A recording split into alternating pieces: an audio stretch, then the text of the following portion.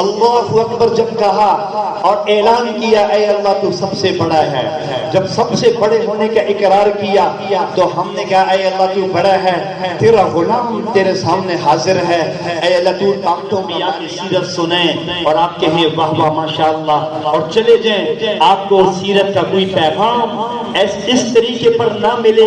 ہم نے اپنی زندگیوں کے اندر کیا کرنا ہے، میری زندگی کے اندر تبدیلی کیا آنی ہے، سیرت کا میرے سے مطالبہ کیا ہے، سیرت کا میرے سے مطالبہ کیا ہے، میں نے کیسے اپنے آپ کو سیرت کے مطابق ڈھالنا ہے۔ میرے دوستو، صرف سیرت سننے سے کل قیامت کے دن بخشش نہیں ہوگی، بلکہ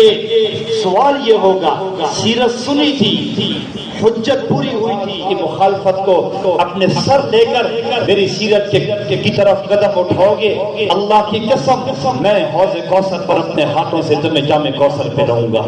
میرے محترم بھائی اور دوستو، ہمارا سیرت پر عمل صرف اتنا ہے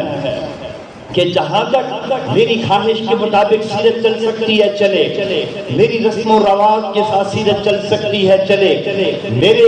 میری نفس کے مطابق جہاں تک سیرت چل سکتی ہے چلے، جہاں تک راستے جدا ہوں گے میں اپنی گاڑی کو نفس کی طرف، معاشرے کے رسم و رواج کی طرف پھیر کے لے جاؤں گا، سیرت اپنے راستے پر چلی جائے گی۔ اللہ کے رسول فرمائیں گے نہیں، مجھے ایسی سیرت قبول نہیں ہے، مجھے ایسی زندگی قبول نہیں ہے۔ میرے دوستو، ہم ایسی ہی سیرت پر عمل کر رہے ہیں۔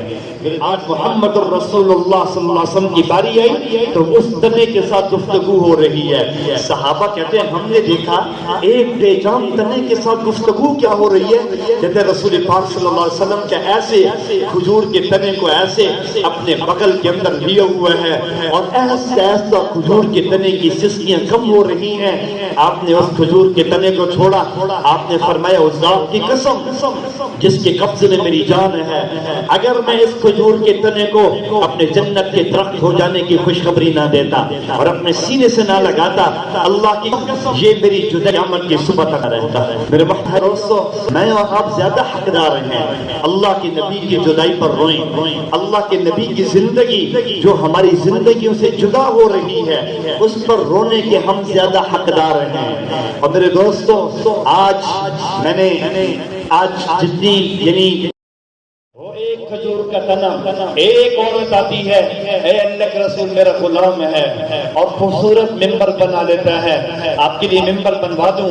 آپ نے فرمایا کہ ہاں بنوا دو۔ وہ کھجور کا تنا جس کو سینے سے لگا کے امام الانبیاء جمعے کا خطبہ دیا کرتے تھے، وہ کھجور کا تنا امام الانبیاء کے سینے سے لگ کے اپنی دل کی ارمان کو پورا کیا کرتا تھا، بے جان تھا لیکن جانتا تھا کہ مجھے جس کے ساتھ نسبتیں حاصل ہیں وہ محمد الرسول اللہ صلی اللہ علیہ وسلم کی نسبت ہے۔ وہ لمحہ تھا، اگلا جمعہ آیا، ممبر تیار ہے، کھجور کا تنا ساتھ